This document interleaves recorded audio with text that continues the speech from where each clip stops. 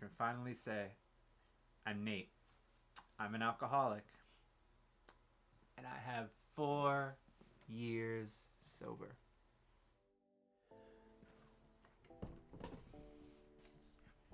Oof, that was close. What's up, guys? My name's Nate. I'm a perfectionist. And my biggest problem is I want to be prepared for everything. So I haven't been able to make YouTube content because I've been so busy trying to control every single aspect of it. So what I need to do is do what I'm doing right now. Just speak from the heart. Stop trying to script shit. But this video is about sobriety. My 4 years of sobriety, which is ridiculous. I can't believe I've gotten here. I can't believe I have 4 years of sobriety, dude. It's insane.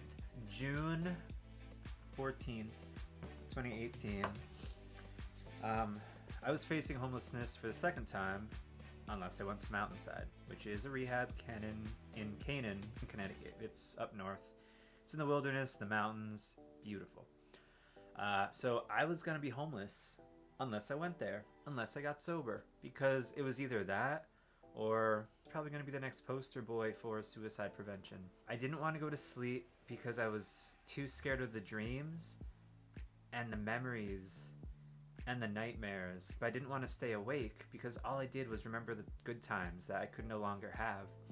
And it was a very victim mentality. It was, woe is me, this happened to me, and because of that, I can't go on. And people saying, you need to let go of this stuff. And I said, dude, my dog died last year. He was my best friend. And then I had to put my cat down right after. I don't know if I wanted sympathy, but I do know that I didn't think other people understood me or my problems. They completely understood it. I just didn't have the power to overcome the negative at that time. After that, I'm still agoraphobic. I'm still really socially awkward. I'm still scared of talking to not just women, but men too. Not because I'm attracted to them, because everyone terrifies me and I think everyone's judging me constantly, and they might be. But the point is I need to let go. 30 days sober, I got out. Almost immediately I met this girl. We hit it off really well. 2 weeks, all we did was talk to each other. The entire 2 weeks. I fell in love, you know how that goes. And then she broke up with me. It hit hard. It hit my body the hardest. I got paralyzed for 1.5 years, not because of that per se, but I mean, I quit smoking, I quit drinking, I started eating healthier. I lost 50 or 60 pounds in 2 or 3 months. It was all way too much for my body all at one time. For you medically inclined people, that was peripheral neuropathy. I could barely walk for 1.5 years. I couldn't feel my arms for at least 6 months. And it was like that for the first 1.5 years through the pandemic. So I almost had a head start, not doing anything and quarantining, because all I did was sit on the sofa for 1.5 years while the doctor bills piled up, and I just felt sorry for myself, and I just dug deeper and deeper into this pit of, woe is me, I'm a victim, feel bad for me, this is happening to me, give me money because this is happening to me, and I can't solve my problems. I started playing a game called PUBG competitively, and I made a name for myself. I was in the top few players in the North American server, so top 30 players out of millions. That was a big deal for me.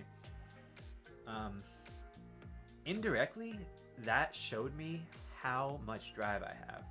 Now, it was really just me sitting on the sofa for 1.5 years, just pressing a bunch of buttons and getting really good. But from that, I learned I can set my mind to anything and I can get it done. I can get shit done. It's ridiculous, the amount of drive I found in myself from this. So after the PUBG days, I got a job to pay someone back who lent me money. And to this day, I still don't know if I would have gotten a job if this guy didn't just lend me a bunch of money because I asked for it. Justin's the best man. He motivated me indirectly and directly to get my shit together. So he gave me money, and I didn't think I was going to be able to pay him back. I had never had this much money in my life, and I was like, oh shit, what am I doing? What am I doing? So I finally got a job. It was like my first job, but it was my first like stable job in sobriety. I've had a bunch of like, you know, odd jobs here and there and like little stints, couple months here, couple months there, but mostly it was just begging people a lot of my life up until a few years ago, and no bueno, no bueno. No one wants to just be a leech. I paid him back, and then it felt good to pay him back. I was like, shit, I can pay my other debts back. So I did. I got through some of them. A lot of them were forgiven, thank God, by like financial aid organizations, whatever. But I had like $30,000 to $50,000 of hospital debt. I don't even know exactly how much, just from the past and the peripheral neuropathy. It was a lot. It was a lot. And this is someone who didn't have a bank account a couple years ago, who had never had over $100 in the bank account. So that was a big deal. I took up more hours at work. And with that, like PUBG, I honed my skills, and I used that just brutal honesty and tweaking every little thing I found wrong. I became the best I could. I don't want to say the best. They did throw around the word that I was, you know, the strongest team member. And I wore that well. I did everything I could for that job for the year and a half I was there. I worked with dogs, and some of the dogs were reactive, aggressive. There were no dogs that I wouldn't not handle. There was no pet parent that I would not stand up to because, you know, rich people, they're a little crazy sometimes. There was no situation I wouldn't say no to. Up until that point, I was the yes man to everything. And that further pushed me into being stronger with my sobriety, with my like social phobias, with my agoraphobia, with everything. It pushed me into a space where I was so uncomfortable so much of the time that there was nothing but forced growth. Like, the only thing there was at this job for probably like 9 months straight, every single day. I was talking to people, I was uncomfortable, I was stressed, it was loud, I didn't want to be there.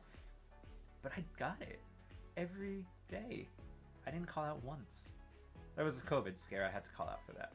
But besides that, if I was injured, I went. If I was sick, I went. My best friend died, I went. I made a point to be the best I could there. And that changed me as a person. And I'm thankful for it. The beginning of that job was difficult. It was really hard for me because this is a kid who hadn't walked more than a few feet in years every day. Like, I could get to the bathroom, but that's about it. Like, I couldn't do too much more. Fast forward to a job, 12 to 14 miles a day, like max. That whole time, it changed who I was as a person. I lost 80 pounds. I started keto a few months ago. Woo! Holy shit. If you haven't tried keto, you gotta try keto. It is fantastic. Holy crap, dude.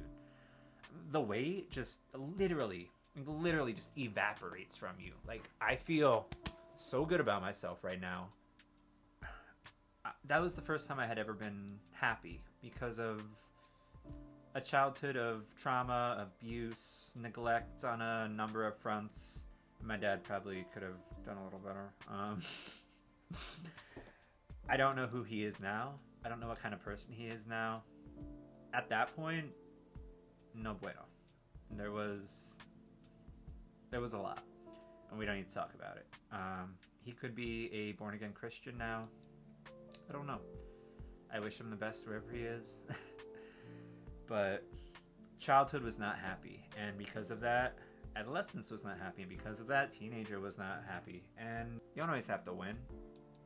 Just make progress. That's what this video right here for me, this is progress. Zero script, zero preparation, except for this light that almost fell on my head in the beginning. It's worth it. I didn't think I was going to get past a month sober this time. I went to 10 plus rehabs before Mountainside. The only difference, I wasn't ready. The only difference this time was that I refused to quit. And that's as simple as that. Like, I don't know how to complicate it any further than the fact that I just refused to quit. I refused to kill myself when I was in a dark point during the pandemic, when I was paralyzed on the sofa. I refused to quit when the girl I thought was everything broke up with me. I refused to quit every step of the way. And that's the only reason I'm still here. I know it's hard to believe. I know it's crazy to think where you are right now, in a year, in a month, in 10 years, you could be anywhere you want. You just gotta work for it. You gotta remember that. Anything is possible. A couple years ago, I started just thinking, it'd be cool if I wrote a novel. I'm almost halfway finished with it now. Ton of plot. If it ever gets to like the TV, like an actual TV series, I have actors and actresses who are ready to play some of the parts. It's nothing set in stone. But the fact that I just didn't give up on that led me here. Imagine what just not giving up can do. If something is important enough, you should try, even if the probable outcome is failure. I hope this becomes my new normal for videos, because this is really healing for me, and it feels really good to not have to stress and just sit and talk to the camera, maybe help a person or two along the way. I can finally say, I'm Nate. I'm an alcoholic, and I have 4 years sober. Thank you.